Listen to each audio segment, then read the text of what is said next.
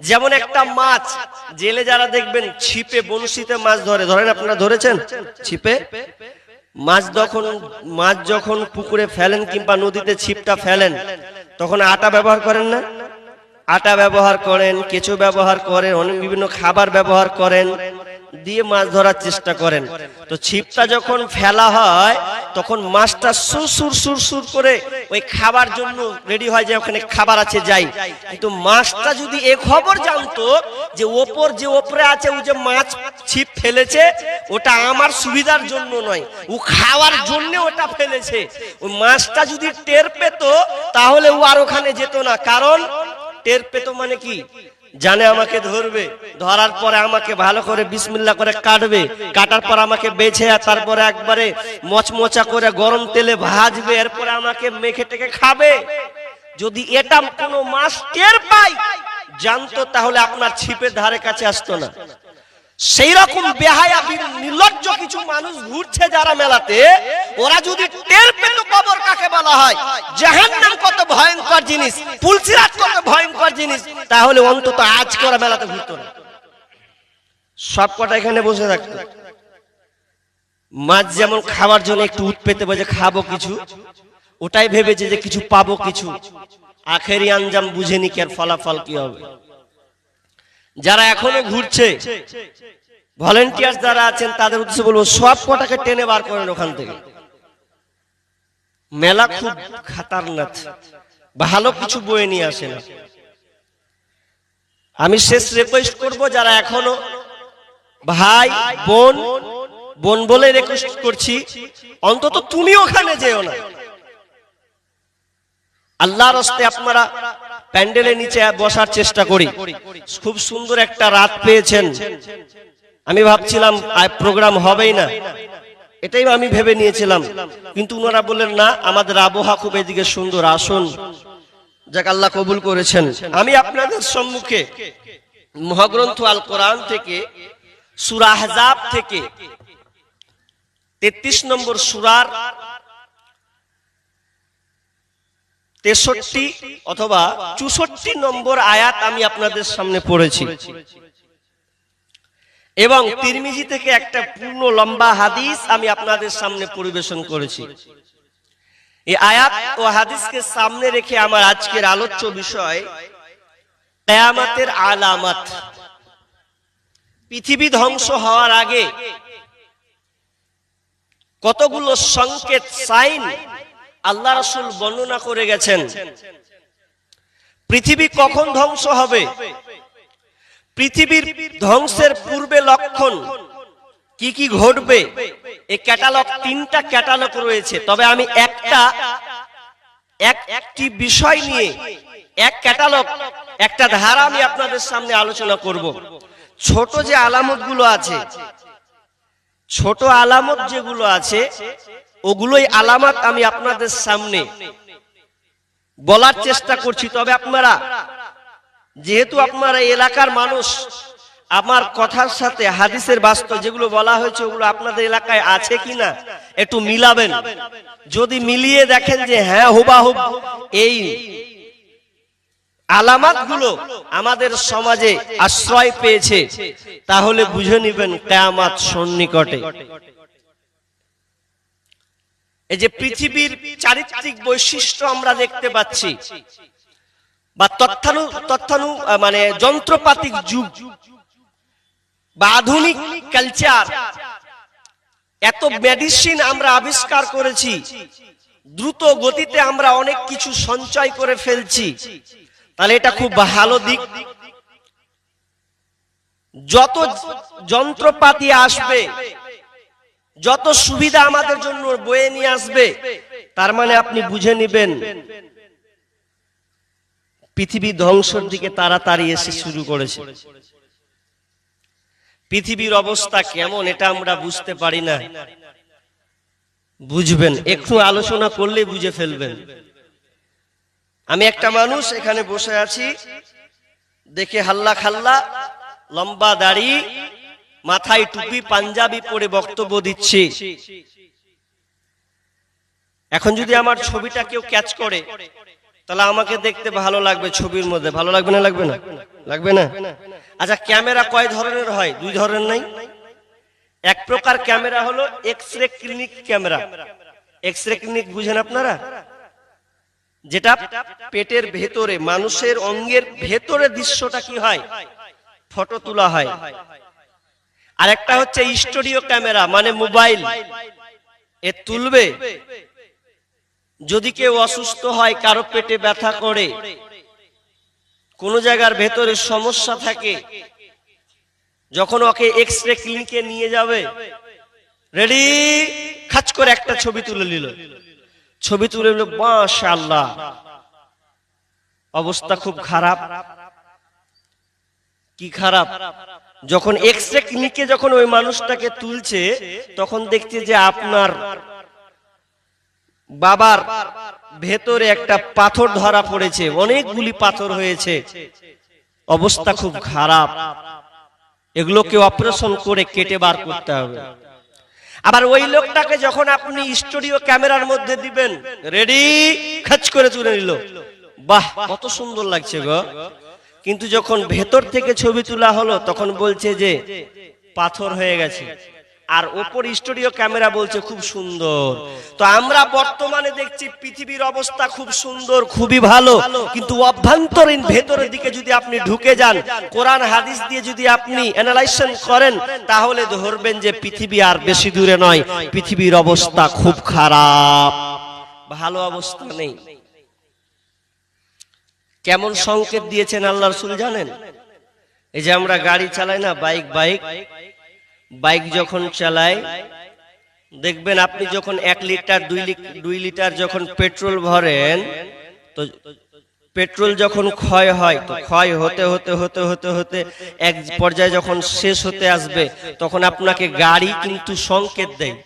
যারা গাড়ি চালান তারা বুঝবেন, ঝাটকা মারে, একটু ঝাটকা মারবে। গাড়ি যখন চালাবেন, তেল না থাকলে আঁচকাবে, আপনাকে ওয়ার্নিং দিবে যে এখন পেট্রোল নাই, পেট্রোলটা ভরো। পেট্রোল যদি না ভরো, তাহলে হেঁটে হেঁটে তোমাকে বাড়ি যেতে হবে। এটা সংকেত দেয় কি দেয় না গাড়িতে? যারা চালান গাড়ি, এটা হয় পেট্রোল, এটা গাড়িতে বলে দেয় বাইক। আচ্ছা, একটা কথা বলি, কিয়ামতের আলামত আল্লাহ রাসূল বলে গেছেন, এই আলামত গুলো ঘটবে। তা আমাদের ফায়দা কি? ঘটলে তো আমরা কি করব? তাহলে এখান থেকে কি আমরা বাঁচতে পারবো? যদিও ঢুকে যায়, শুনেন, আকাশটা যখন মেঘাচ্ছন্ন হয়, মেঘাচ্ছন্ন হলে মা বোনেরা কি বুঝে? যখন গম দেয়, ভুট্টা দেয়, জামা কাপড় দেয়, আকাশটা যখন মেঘাচ্ছন্ন হয়, তখন তারা কি বুঝে নেয় যে বৃষ্টি হবে। এই জন্য দেখবেন গমকে গুছিয়ে নেয়, জামা কাপড়কে গুটিয়ে নেয়। গোটায় না? এটা সংকেতটাকে দিল, মেঘ বলে দিল বলেই তো নিজেকে আগে থেকে তার জামা কাপড়কে উঠিয়ে নিল। ঠিক তেমনি ভাবে কিয়ামত যে হবে, পৃথিবী ধ্বংস হবে, তো তুমি আলামত গুলো, ওখানে একটা বদমাশ দেখেন লাইট মারছে, বাঁদর, সব জায়গাতে হারামি গুলো সব জায়গাতে থাকে। কি যে দুনিয়ার ফিতনা এলো, এটা সব জায়গাতেই দেখছি। আর মনে হয় কেউ শিখাইছে, মনে হয় যে তুই আর একবার দিস মারিস। তো বদমাশ গুলো সব জালসাতে আছে, এলাকে ধরে আবার ডবল মুসলমানি মারতে হবে, নাহলে সিধা হবে না। এবার চলেন, তাহলে বাঁচবো কেন? কিয়ামত আলামত হবে, তাহলে আমাদেরকে বাঁচতে হবে। কিয়ামত হবে, কিন্তু আপনার আলামত হবে, কিন্তু আপনাকে নেকি, আপনার ঈমানকে আপনাকে ঠিক করতে হবে। জি, আপনার ঈমান আমলকে ঠিক করতে হবে, গুটিয়ে নিতে হবে।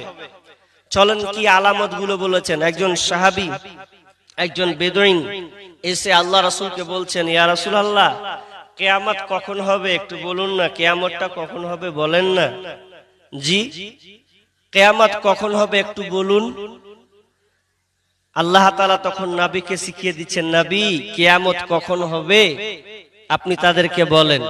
বিসমিল্লাহির রহমানির রহিম। ইয়াসআলুকান নাসু আনিস সাআহ قل إنما علمها عند الله وما يدريك لعل الساعة تكون قريبا রব্বুল আলামিন নবীকে বলছেন, নবী হে, কুল ইন্নামা ইলমুহা ইনদাল্লাহ, যারা আপনাকে কিয়ামত সম্পর্কে জিজ্ঞাসা করে কিয়ামত কবে হবে, ইয়াসআলুকান নাসু আনিস সাআ, নবী আপনাকে যারা কিয়ামত সম্পর্কে জিজ্ঞাসিত করে আপনি তাদেরকে এক কথায় উত্তর দেন, কুল ইন্নামা ইলমুহা ইনদাল্লাহ, এই জ্ঞান কেবলমাত্র আল্লাহর কাছে আছে। কিয়ামত কখন হবে পৃথিবীর কেউ জানে না, স্বয়ং নবী আমিও নয়, হে নবী আপনিও নয়। আপনি শুধু তাদেরকে বলে দেন এই জ্ঞান কেবলমাত্র আল্লাহর কাছে আছে। তবে নবী আপনি জেনে নিন, ওয়ামা ইদুরিকা লাআল্লাস সাআতা তাকুনু করিবা, তবে কিয়ামত আর বেশি দূরে নয়, কিয়ামতটা অতি কাছাকাছি সন্নিকটে, কিয়ামতটা বেশি দূরে নয়। কিয়ামত আর বেশি দূরে নাই। নবী পর্যন্ত জানে না কিয়ামত কখন হবে, তবে নবীকে আলামত গুলো, চিহ্ন, সাইন গুলো তিনি বর্ণনা করে দিয়েছেন। জ্ঞান কার কাছে আছে বললাম? আল্লাহর কাছে আছে না মানুষের কাছে আছে? নাসারা বিজ্ঞানীরা বলেছিলেন না এক সময়, ওনারা তো সব সময় গবেষণা করছেন পৃথিবীকে নিয়ে। আপনাদের মাথায় খেয়াল আছে কিনা, মাথায় টানেন তো দেখি আপনাদের ধারণা, আপনাদের এই জিনিসটা আপনাদের এলাকাতে ঘটেছে কিনা। 2012 সাল মনে পড়ে? 2012 সালে পৃথিবী ধ্বংস হবে, এটা গুজব রটেছে না রটেনি? আপনার দিকে রটেনি? 2012 সালে পৃথিবী ধ্বংস হবে, এ নিয়ে মানুষ হতাশ। একজন আর একজনকে বলছেন, চাচা হে যা খাবি খাবার খেয়ে এলে। 2012 মানে 2013 আর পাবি না। মানুষ কিয়ামতকে নিয়ে ঠাট্টা বিদ্রুপ করেছে। আর এই জ্ঞান কোন বৈজ্ঞানিক, কোন দার্শনিক, কোন গবেষকের ক্ষমতা নাই, স্বয়ং নবীকে পর্যন্ত দেয়নি। তাহলে আমরা 2012কে কিভাবে গ্রহণ করে নিলাম? অনেক মানুষ বলছেন 2012তে শেষ হয়ে যাবে। ইমানি কেমন চেতনা দেখেন! অথচ নবীর কাছে জ্ঞান নাই, একমাত্র আল্লাহর কাছে জ্ঞান রয়েছে। নবী যেদিন থেকে আগমন করেছেন, আনাস রাদিয়াল্লাহু তাআলা আনহু বলছেন, রাসূল বলছেন, বুইস্তু আনা ওয়াসআতু কাহতাইন ওয়া ক্বালা দাম্মাস সাব্বাবাতা ওয়াল উসতা। বুইস্তু আনা ওয়াসআতু কাহতাইন, আল্লাহ রাসূল দুইটি আঙ্গুল তুললেন, তুলে বললেন, হাত দুটিকে জমা করলেন, তর্জনী আঙ্গুল এবং মধ্যমা আঙ্গুল, দুইটা আঙ্গুলকে তিনি জমা করে বললেন, এইভাবে আমি আর কিয়ামত এইভাবে প্রেরণ হয়েছি। দুটা আঙ্গুল জমালেন, দুটা ব্যাখ্যা আছে। কাছাকাছি কে বলেছেন এতটুকু, কে বলেছেন এতটা কাছাকাছি।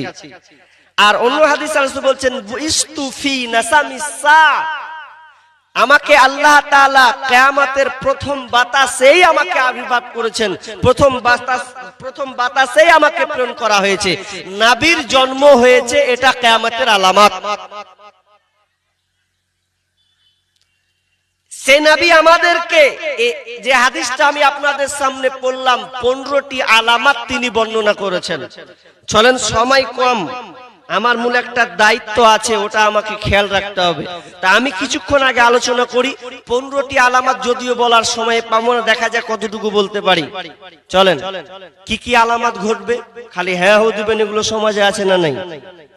বিষ্ণু বলছেন, ইযা তুখিদাল ফাইয়ুদু ওয়ালান ওয়াল আমানাতু মাগনামান ওয়াজ যাকাতু মাগরামা ওয়া তু'ল্লিমা লিগাইরি দিন ওয়া আতার রাজুলু ইমরাতাহু আক্কা উম্মাহু আদনা সাদিকাহু ওয়া আকসা আবাহু।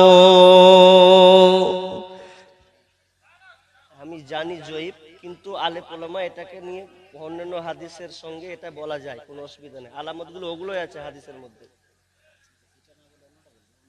কোনো অসুবিধা নেই। তো আমি বড় বড় মাদানিকে জিজ্ঞেস করেছি, বলেছেন ওনারা বলা যাবে বলেছেন। আর আপনি বলেন আমিও তো জানি জয়ীব হাদিসটা, না আমি তো জানি হাদিসটা জয়ীব, কিন্তু আমি মাদানিকে পর্যন্ত জিজ্ঞেস করেছি, ওনারা বলছেন হাদিসকে বিশ্লেষণ করে বলা যায়, কোনো সমস্যা নেই। যে আমি আলামতগুলো বলছি, আলামতগুলো যদি না থাকে তাহলে আপনি মিলাবেন যে এই আলামতটা নেই অন্য হাদিসে, তাহলে কেটে দেবেন। এখানে তো আমলের কিছু নেই। আমি কি নতুন না, বড় বড় মাদানির সামনে বলবো, ওরা কিছু বলেন না। আমি শাইখুল হাদিসের সঙ্গে বসে আমি এটাই করেছি, নিজে থেকে তো এই করিনি। আমিও জানি হাদিসটা যে কোনগুলো বলা যায় না, আমার জানা আছে যে এই হাদিসগুলো বলা যায় না।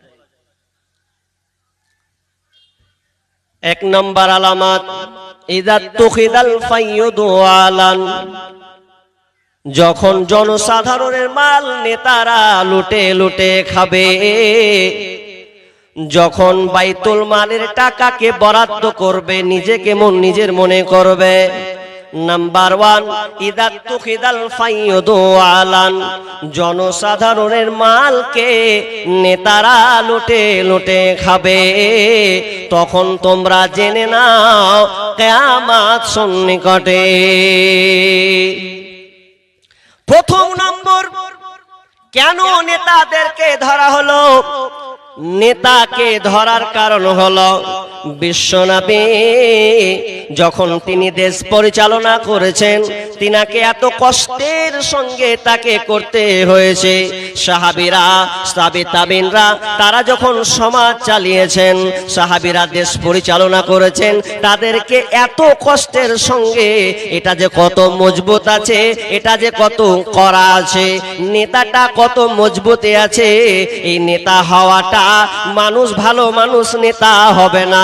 বিশ্বনবী বললেন যে প্রথম নম্বরে ইযা তুখিদাল ফাইয়ুদু আলান, যখন জনসাধারণের মালকে নেতারা লুটে লুটে খাবে, তার মানে ভালো নেতা শেষ জামানাতে তৈরি হবে না। বেঈমান লম্পট লোক যারা হবে তারা নেতা হবে। আর তারা যখন নেতার, আসল নেতার যখন তারা নেতা হবে, যখন শাসন নামে যে লাঠিটা তারা ধরবে, তখন তারা জনগণের মালকে নিজেরা বরাদ্দ করবে। এক নাম্বার বিশ্বনবী বললেন ইযা তুখিদাল ফাইয়ুদু আলান, যখন তোমরা দেখবে জনসাধারণের মালকে নেতারা লুটে লুটে খাবে।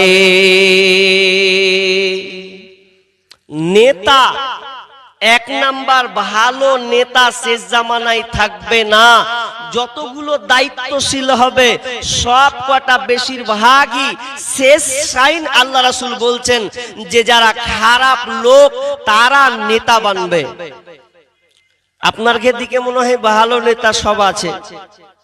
আমাদের মুর্শিদাবাদ যতগুলো হাতে দায়িত্ব পদ নিয়েছে একটারও চরিত্র ভালো নয়, সবই গোলমাল লেগে আছে। ইনসাফওয়ালা নেতা নেই। আপনার উত্তর দিনাজপুরের নেতাগুলো ভালো বিধায় আমাদের ওইদিকে ভালো নেতা নেই। আফসোস করেছেন, ভালো নেতা হবে না। আর ভালো নেতা যদি তৈরি না হয় তাহলে সমাজ দূষণ হবেই, সমাজ ছারখার হবে, এটাই স্বাভাবিক। সমাজ নষ্ট হয়ে যাবে, এটাই স্বাভাবিক। কারণ হাজি ভাই, আপনি একটা ছাগল যখন মাঠে বাঁধবেন, খুঁটাকে আপনি শক্ত করে বাঁধবেন, তো খুঁটা যখন শক্ত হবে তাহলে ওই ছাগলটা চারদিকে ঘুরপাক খেবে, কিন্তু কোথাও পালাতে পারবে না। আর যদি ছাগলটার বাঁধার সময় খুঁটাটা যদি লড়বড়া হয়, লড়াচড়া করে, আচ্ছা বলেন খুঁটা খুলে উঠে পালাবে না? পালাবে না? পালাবে না? পালাবে। ও খুঁটা আর থাকবে না। তো নেতারা হলো সমাজের খুঁটা। যদি এরাই খারাপ হয় তাহলে তো ছারখার, সমাজটাই নষ্ট হয়ে যাবে। কিন্তু বিশ্বনবী নেতার ব্যাপারে এক নম্বরে তুলে ধরেছেন, কারণ যে নেতাগুলো তৈরি হবে ওই নেতাগুলো জনসাধারণের মালকে লুটে পুড়ে খাবে। বিশ্বনবী বলেছেন লা তাকুমুস সাআ হাত্তা ইয়াকুনা আসআদুন নাসি বিদ-দুনিয়া লুকা ইবনু লুকা। নিম্ন শ্রেণীর লোক, ইতর শ্রেণীর লোক, নিচু পর্যায়ের লোক যারা হবে তারা সমাজের দায়িত্ব নিয়ে বসে থাকবে, তারা সমাজ চালাবে। এক কথায় যে নেতাগুলো শেষের দিকে আবির্ভাব হবে তারা কেউ ভালো হবে না। এই জন্য তারা জনসাধারণের মালকে লুটে পুড়ে খাবে।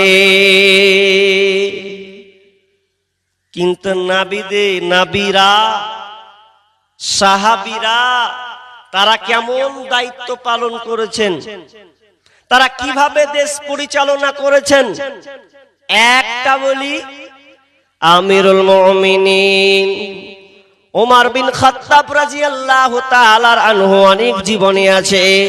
তিনি দেশ পরিচালনা করেছেন, বিভিন্ন জায়গা ভ্রমণ করেছেন, রাত অতিবাহিত হয়েছে। গভীর রজনীতে রাত্রে উঠে যেতেন এবং তিনি দেখতেন তার প্রজারা কেমন কোন অবস্থায় থাকে, কোন হালাতে কেমন আছে। তিনি প্রত্যেক দিন তিনি রাত্রিবেলায় তার মহল্লাটাকে ঢোল দিতেন, ঘুরতেন। একদিন তিনি সিরিয়া থেকে এসে যখন তিনি মদিনার দিকে ঢুকলেন, তিনি আরাম নিব বলে, কিন্তু না, সে আরাম আর নিলেন না। তখন তিনি চলে গেলেন মদিনার শেষ প্রান্তর দিকে। গিয়ে তিনি একটা তাবু দেখতে পেলেন। ওই তাবুটা দেখে একজন মহিলা, বুড়ি মহিলা যেন বসে আছেন। এমন সময় ওই বুড়ি মহিলা ওই পথযাত্রীকে জিজ্ঞাসা করলেন, ওরে বেটা এদিকে আসো, বলো আমিরুল মুমিনিনের খবরটা কি, আমিরুল মুমিনের তার অবস্থা কেমন। তখন তিনি বলছেন, আলহামদুলিল্লাহ, আমিরুল মুমিনিন অনেক ভালো আছে, আল্লাহর রহমতে অনেক ভালো আছে।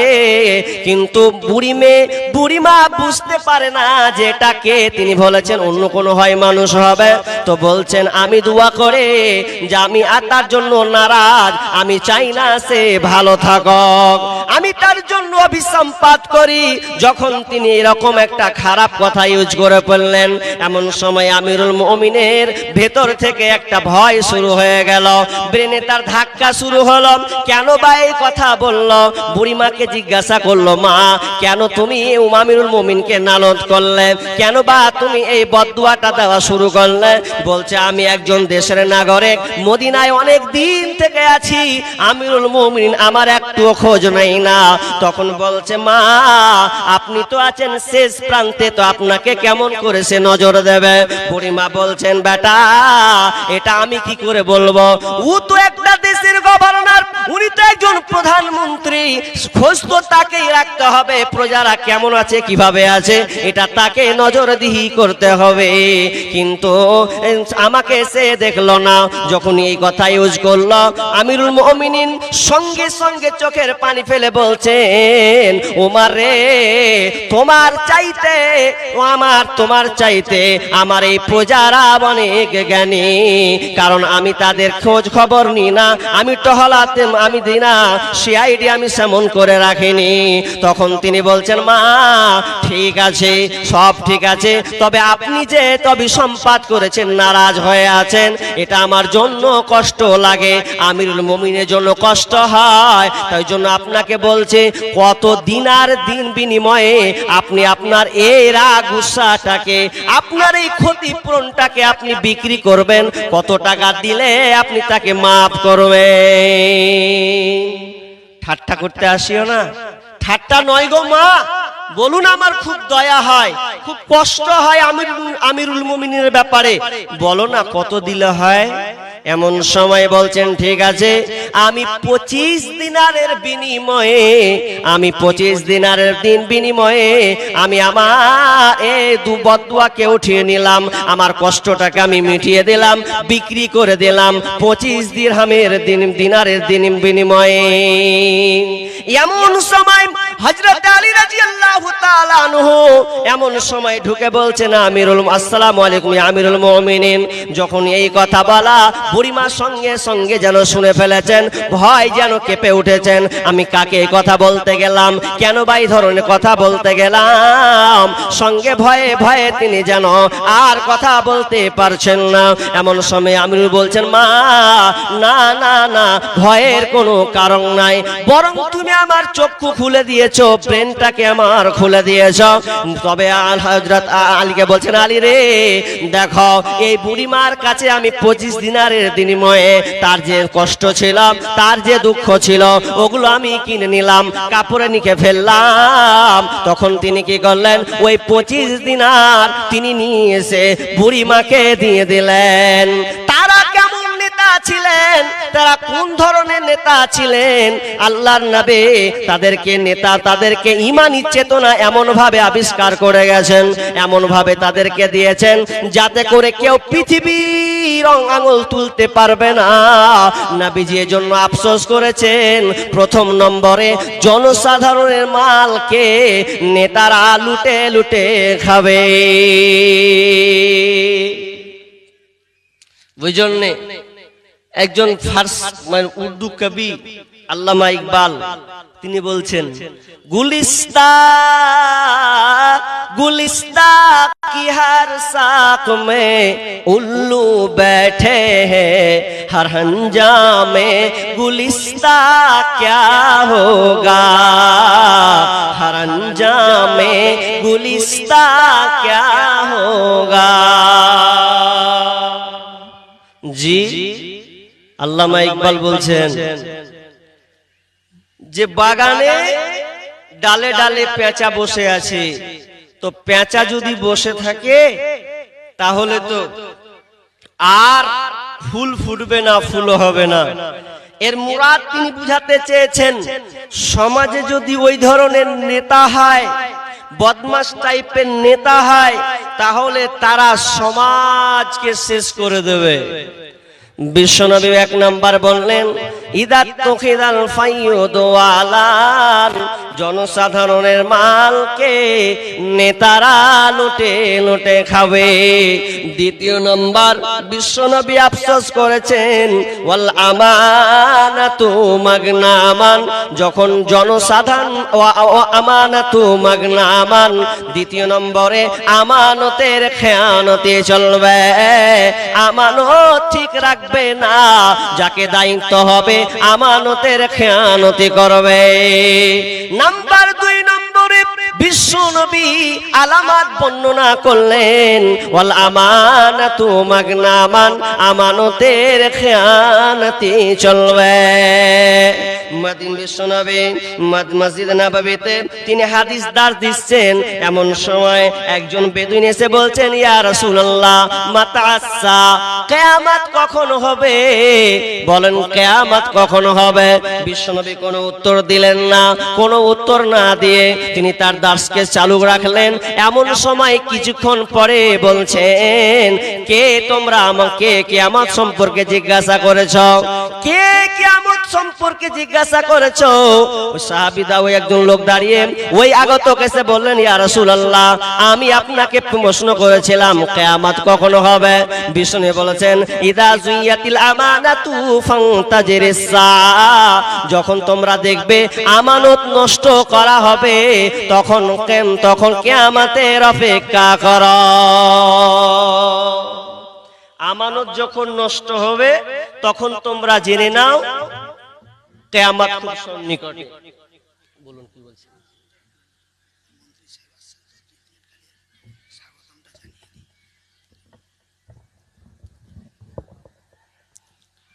আসসালামু আলাইকুম।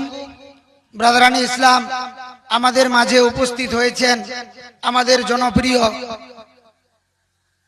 জনাব সত্যজিৎ বাবু এসেছেন, ব্লক সভাপতি সাহেব এসেছেন, সহসভাপতি সাহেব এসেছেন, মাইনরিটি সেলের মিঠু বাবু এসেছেন, পঞ্চায়েত সমিতির সভাপতি সাহেব এসেছেন।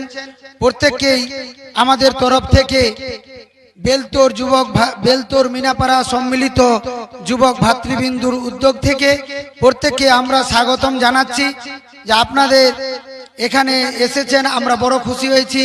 যাই হোক, আপনারা আমাদের সবাই এসে আমাদের সভাটিকে সাফল্যমণ্ডিত করেছেন। আপনারা যাই হোক, আপনাদেরকে আমাদের তরফ থেকে অশেষ অশেষ ধন্যবাদ।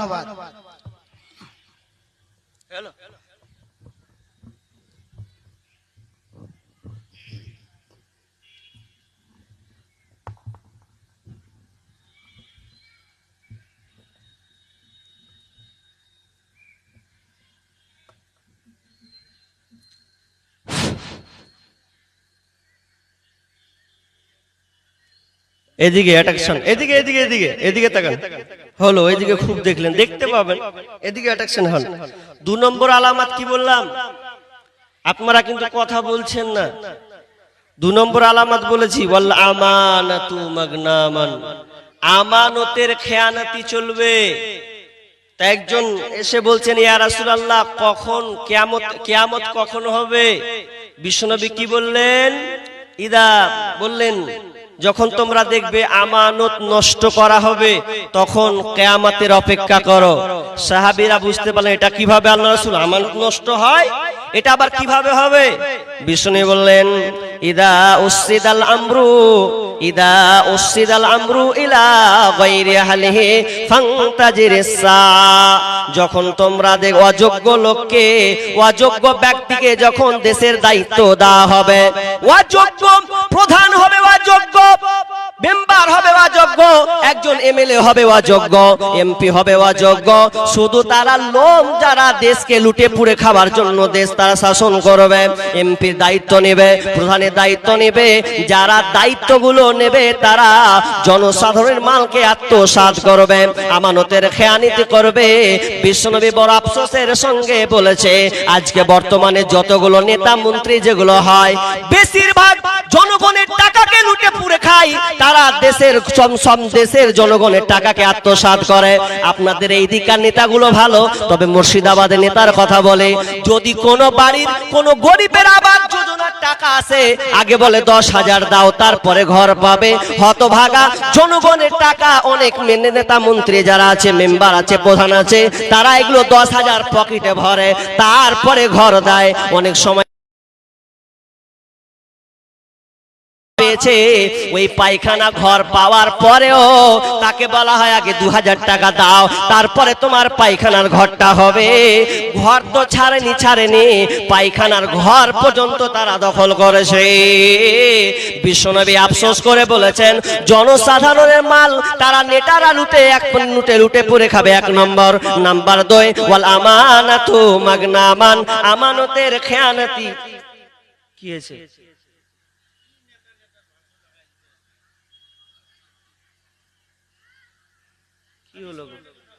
তা আমি তো হাদিস কোরআনের কথা বলছি, এটা কি হাদিস? আমি তো অর্থ সহকারে হাদিস বলছি।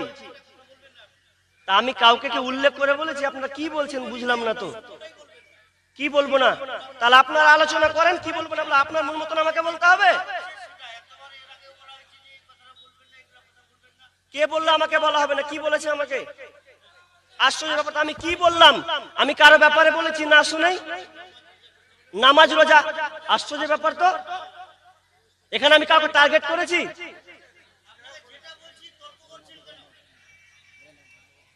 আশ্চর্য বিষয় তো, আমি কাউকে টার্গেট করেছি?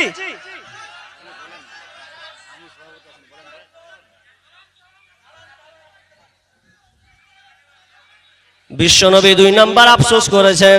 এদিকে অ্যাট্রাকশন হন। বিশ্বনবী 2 নম্বর আফসোস করেছেন, ওয়াল আমানাতু মাগনামান, এমন একটা জামানা আসবে 2 নম্বরে আমানতের খেয়ানতি চলবে, আমানতের ঠিকভাবে বহাল করবে না। একটি ঘটনা বলি, আপনারা মনে রাখুন। আমিরুল মুমিনিন ওমর বিন আব্দুল আজিজ, তিনি একজন খলিফা ছিলেন। যিনি একজন দেশের দায়িত্ব গভর্নর ছিলেন, তিনি একদিন রাতের বেলাতে তিনি হিসাব করছেন কার হিসাব? জনগণের টাকার হিসাব। তিনি রাতের চেরাগকে জ্বলিয়ে হিসাব করছেন। এমন সময় হিসাব করতে তিনি যখন হিসাব করছেন, হিসাব লিখতে আছেন, এমন সময় একজন আগন্তুক এসে বলছেন, আসসালামু আলাইকুম ইয়া আমিরুল মুমিনিন। তখন তিনি ভিতরে প্রবেশ করতে দিলেন, বসতে দিলেন। বসার সময় ওমর বিন আব্দুল আজিজ, তিনি একজন বিখ্যাত, তিনি খলিফা ছিলেন, পঞ্চম খলিফা যাকে বলা হয়। তার জীবনী যদি আপনারা পড়েন তাহলে অন্তর থেকে মুচোক দিয়ে অশ্রু বিগলিত হবে, অন্তরটা কেঁপে উঠবে। এমন একজন তিনি দেশের শাসক ছিলেন। তিনি রাতের বেলায় তিনি হিসাব করছেন। হিসাব করতে একজন আগন্তুক তাকে মেহমান হিসাবে বসালেন। এমন সময় আমিরুল মুমিনিন চেরাগটাকে তিনি নিভিয়ে দিয়ে দ্বিতীয় চেরাগ জ্বালানোর পর এবার ওই ব্যক্তি বলছেন, আমিরুল মুমিনিন এই কাজটা কেন আপনি করলেন? প্রথম চেরাগ জ্বালিয়েছিলেন তো ভালোই তো ছিল, দ্বিতীয় চেরাগটা আপনি কেন জ্বালালেন বলেন? তখন আমিরুল মুমিনিন বলছেন, ভাই আমি যে প্রথম চেরাগটা জ্বালিয়েছিলাম এই চেরাগটা ছিল জনগণের টাকার চেরাগ, এটা জনগণের টাকার চেরাগ। আর আমি যে খাতায় হিসাব করছিলাম এটাও জনগণের টাকার হিসাব, বাইতুল মালের হিসাব। জনগণ আমাকে যে বরাদ্দ করেছে এগুলো আমি রাতের বেলা বসে হিসাব করছিলাম। তবে একটা কথা আমি ভাবলাম, তুমি যখন আমার বাড়িতে এসেছো তখন আমার ব্রেনে একটা কাজ করলো যে আমার বাড়িতে একটা মেহমান এসেছে, এই চেরাগটা আমি কেমন করে জ্বালাই। তখন তিনি কি করলেন? দ্বিতীয় আর একটা চেরাগ এই জন্য জ্বালালেন, কিয়ামতের ময়দানে যদি আল্লাহ আমিরুল মুমিনকে জিজ্ঞাসা করে, কেন তুমি জনগণের টাকার চেরাগে মেহমান পুষেছিলে বলো, সেদিন আমি আল্লাহকে কি হিসাব দিব? এটা আমার ব্রেনে কাজ করলো, এই জন্য আমি জনগণের চেরাগটাকে নিভিয়ে দিয়ে আমি আমার বাড়ির ব্যক্তিগত চেরাগটাকে জানালাম, যাতে কিয়ামতের ময়দানে আমাকে জবাবদিহি না করতে হয়, যেন আমাকে আল্লাহ পাকড়াও করে না বলে, কেন তুই জনগণের চেরাগ দিয়ে তুই ওই মেহমানটাকে পুষেছিলি বল। সেদিন আমি আল্লাহকে কি হিসাব দেব? এই জন্য আমি আমার জনগণের চেরাগটা নিভিয়ে দিয়ে আমার ব্যক্তিগত চেরাগকে জ্বালালাম। এই রকম নেতা, ওই জন্য আল্লাহ রাসূল আফসোস করেছেন যে শেষ জামানার শাইন বর্ণনা করেছেন, এমন একটা সময় আসবে যেই সময়তে ভালো নেতা থাকবে না। তার মানে ভালো থাকবে না নয়, থাকবে কিছু ভালো নেতা থাকবে, পাশাপাশি খারাপ নেতাগুলো তারা জায়গাগুলোকে দখল করে নেবে। জি, তো এগুলো সমাজে চলছে না? চলছে। আপনাদের দিকে চলে না, কিন্তু আমাদের দিকে সব হাল খারাপ। জি, শুধু তাই নয়, আমানতের খেয়ানত। আপনি কাকে মানুষ বলছেন, কাকে দেখে বলছেন এই লোকটার রূপরেখা ভালো, এই আমাদের কাজ করে দেবে, একজন মসজিদের ক্যাশিয়ার পর্যন্ত বিশ্বাস করা যায় না। আজকে সমাজটা রসাতলে চলে গেছেন। আরে ভাই, নামাজি আছে, টুপি পড়ছে, নামাজ পড়ছে, অভাব নাই। দাড়িওয়ালা মুসাল্লির অভাব নাই, টুপিওয়ালার মুসাল্লির অভাব নাই, কিন্তু আমানতদার মুসাল্লির অভাব আছে। বিশ্বস্ততা, তার উপরে একটা বিশ্বস্ততা থাকবে। আমি একজনকে 500 টাকা দিব বা 5000 টাকা আমি ধার দিব, তো আমি ভাবছি যে 5000 টাকা নামাজ পড়ে ঠিক আছে, 5000 টাকা যে আমি ওকে ধার দিব, তা আমি কিছুক্ষণ পরে আমাকে 1 মাস পর দিবে কিনা এটা সন্দেহ পড়ে যায়। পড়ে না পরে যে আমি যে টাকাটা দিলাম এই টাকাটা আমি 2 বছর 2 মাস পর 3 মাস পর আমাকে দিবে কিনা এ সন্দেহে আমি আছি। মানুষ চিনা বড় দায়। এজন্য আমার একটা কবিতা আছে সোশ্যাল মিডিয়াতে, ইট পাথরের শহর জুড়ে মাটির কোনো মানুষ নাই, কোথায় গেলে পাবো বলো কাদা মাটির মানুষ ভাই, কোথায় গেলে পাবো বলো কাদা মাটির মানুষ ভাই। আকাশ চুম্বি দালান কোঠা এই শহরে ভরা, মানুষগুলির হৃদয় যেন পাথর দিয়ে গড়া, হায় রে পাথর দিয়ে গড়া। আকাশ চুম্বি দালান কোঠা এই শহরে ভরা, মানুষগুলির হৃদয় যেন পাথর দিয়ে গড়া, হায় রে পাথর দিয়ে গড়া। মাটির মানুষ হইয়া জানো, ওরে মাটির মানুষ হইয়া জানো, মাটির ছিটা নাই, কোথায় গেলে পাবো বলো কাদা মাটির মানুষ ভাই, কোথায় গেলে পাবো বলো কাদা মাটির মানুষ ভাই। ইট পাথরের শহর জুড়ে মাটির কোনো মানুষ নাই, কোথায় গেলে পাবো বলো কাদা মাটির মানুষ ভাই। বিশ্বনবী আফসোস করেছেন, তোমরা দেখতে শেষ জামানায় তোমরা দেখতে পাবে আমানতের খেয়ানতি চলবে। আমিরুল মুমিনিন উমর রাদিয়াল্লাহু তাআলা আনহুম বিদেশ থেকে আতর এসেছে, ওই আতরটাকে কেমন করে ভাগ করবে, শিশিতে কেমন করে ঢালা শুরু করবে, কেমন করে দেবে, এই জন্য তিনি লোক ফিট করছেন। কে পারবে আতরগুলোকে ঢেলে দিতে, কে পারবে সমান করতে আতরগুলোকে ঢেলে ঢেলে ঢেলে ঢেলে মানুষকে দিতে পারবে কে আছে? এমন সময় তার বিবি বলছেন, ওগো আমাকে দায়িত্বটা দাও। নিজের বিবি বলছেন, আমাকে দায়িত্ব দাও, আমি আতরগুলোকে ঢেলে ঢেলে ঢেলে সমান করে দেব। এমন সময় আমিরুল মুমিনিন বিবিকে বলছেন, বিবি রে, এটা কখনোই কিন্তু নয়, আমি তোমাকে দায়িত্ব দেব না, এই জন্য আমি তোমাকে দায়িত্ব দেব না রে বেবে, এই জন্য দেব না। তুমি যখন আতরগুলো ঢালবে তোমার হাতে লাগবে, তোমার কাপড়ে রাখবে, আর যখন লাগবে তখন সেনগুলো তা ছড়িয়ে যাবে, সেনগুলো ছড়াবে, তখন কাল কিয়ামতের ময়দানে আমাকে জবাবদিহি করতে হবে। এই জন্য বিবি আমি তোমাকে আতরকে ঢালতে দিলাম না, বরং যে পারবে তাকে আমি দায়িত্বকে দিলাম। তারা কত ভয় করতেন দেশ চালাতে গিয়ে, প্রচুর ভয় করতেন। এরকম বিশ্বস্ততা পাওয়া খুব মুশকিল হয়ে যাবে। আল্লাহ রাসূল বললেন, যখন তোমরা দেখতে পাবে এটা কিয়ামতের সাইন, কিয়ামতের পূর্ব লক্ষণ, পৃথিবী ধ্বংস হওয়ার আগে এই জিনিসগুলো তোমরা দেখতে পাবে। নাম্বার 2, আমানতের খেয়ানতি চলবে। আচ্ছা, খেয়ানতি হচ্ছে আজকে বাস্তবতা আপনাকে বলছি। আমাদের এক মালদা ডিস্ট্রিক্টের এক জায়গায় একজন লোককে মেম্বার আপনার ক্যাশিয়ার করেছে, মরল এবং ক্যাশিয়ার। তো লোকটা বুড়িয়ে গেছে, বয়স, প্যারালাইসিস রোগী, শুয়ে আছে আর পারে না। তো ওকে তখন গ্রামের লোক এসে বলছেন যে বাবজিকে বলছেন, চাচা আপনি আপনার পদটা ছাড়ুন, দেন আমাদেরকে আপনার হিসাবটা বুঝিয়ে দেন। তো সোজা কি বলছেন জানেন? রাখ, তোরা আগে কিছুদিন রাখ না, কিন্তু আমি মরিনি না, উঠতে পারলাম তো কি হলো, এখন তো আমি মরিনি, শুয়ে শুয়ে যেতে কি পারি করি। মানে ওকে এত মজা লেগেছে পদটা, ওর ছাড়বে না, যতদিন বেঁচে আছি ততদিন চালাই। আমাদের এলাকার ওয়াজ্জাকাতু মাগরামা, যাকাতকে জরিমানা মনে করা হবে। মানুষ যাকাত দিতে চাইবে না, যাকাত দিতে চাইবে না, অপোজিটে সুদের কারবার বেড়ে যাবে, সুদের কারবার এমন ভাবে ছেয়ে যাবে। বিশ্বনবী যাকাতের কথাটা কেন ধরলেন? মানুষ যাকাত প্রদান করবে না, যাকাতটাকে জরিমানা মনে করবে। অথচ আজকে আপনি দেখেন, ক্যালকুলেশন করেন, রমজান মাসে আলেম ওলামারা যাকাতের আলোচনা করেছেন, যাকাতের ব্যাপারে আলোচনা করেছেন। যাকাত কত গুরুত্বপূর্ণ ইবাদত, নামাজ যেমন একটা গুরুত্বপূর্ণ ইবাদত, হজ করা যেমন গুরুত্বপূর্ণ একটা ইবাদত। নামাজ পড়তে হবে, হজ আদায় করতে, হজ করতে হবে, এমনিভাবে আপনাকে যাকাত প্রদান করতে হবে। যদি আপনার রেট অনুযায়ী হয়, রেট অনুযায়ী মিনিমাম চাঁদির রেট 52.5 তোলার দাম হলো 1,68,000। কয়েকদিন আগে হিসাব করেছিলাম, 1,68,993 টাকা। এই পরিমাণ যদি চাঁদির পরিমাণ অনুযায়ী যদি আপনার বাড়িতে 1 বছর ধরে টাকা ঘুমায়, তাহলে আপনাকে যাকাত শতকরা 2.5 টাকা আপনাকে বের করে দিতে হবে।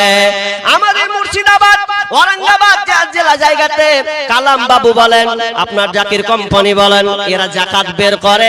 শুধু এরা কি তাদের উপরে যাকাতটা ফরজ? শুধু তাই নয়, যার বাড়িতে সামান্য 1,68,000 টাকাতে কম বা বেশি যদি থাকে, তাহলে আপনাকে 52.5 তোলা রেট, তার বর্তমান রেট করে আপনাকে হিসাব করে সেটা যাকাতকে বের করে দিতে হবে। অনেক মাস্টার, অনেক ডাক্তার, অনেক ইঞ্জিনিয়ার, অনেক বড় বড় ব্যবসায়ী যারা আছেন তারা মুসলিম নাম বলে আখ্যায়িত করে, অথচ যাকাতকে বের করে না। যদি যাকাত বের করা হতো তাহলে সমাজে এই সুদের লেনদেনটা আশ্রয় পেত। হারাম কিন্তু ঠেলাই পরে মানুষ খেয়ে নাই, কিন্তু যখন যাকাত রানিং থাকবে তখন ওই সুদ সমাজে আশ্রয় নিত না। তবে আজকে আমরা যাকাতকে জরিমানা মনে করেছি। আল্লাহ রাসূল এটাই আফসোস করেছেন। নাম্বার 4,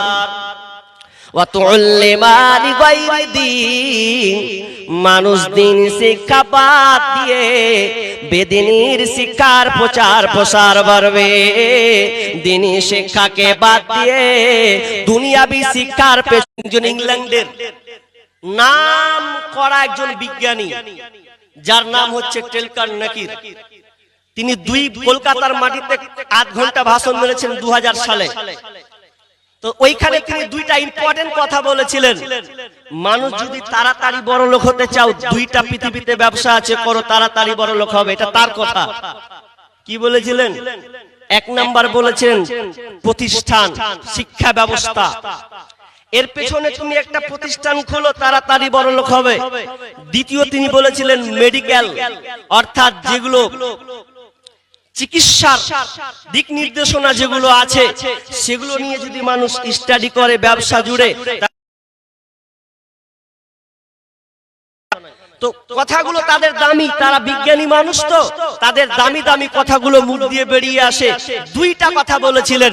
তো আফসোস আল্লাহ রাসূল করেছেন যে শেষ জামানা যখন ঘটবে, পৃথিবী ধ্বংস হওয়ার আগেই এই আলামতগুলো তোমরা দেখতে পাবে।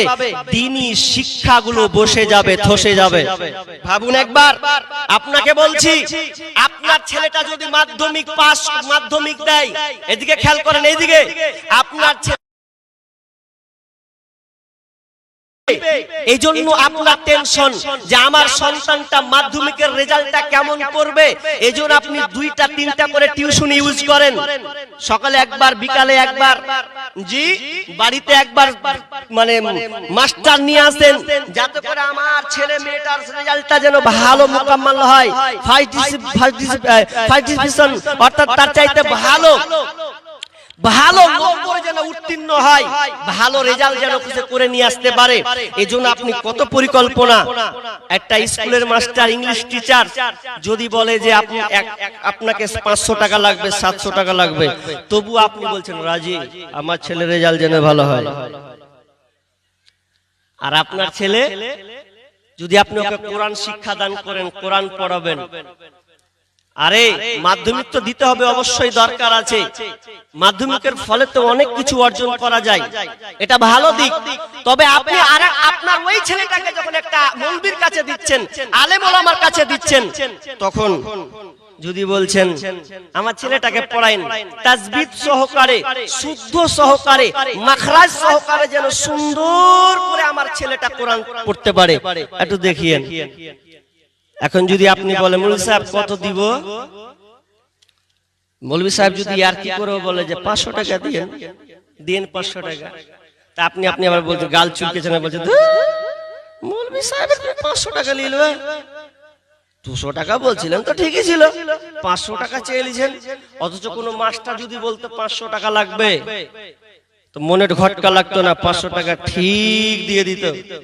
আর আমরা একটা কোরআন, যেই কোরআনের জন্য মানুষ হতে পেরেছি, কোরআন আমাদেরকে গাইডলাইন দিয়েছে, জান্নাতের পথ রাস্তা দেখিয়েছে, সেই জিনিসটা যখন আমরা জানবো, তো সেটার জন্য আমরা বলছি 200 টাকা নিন।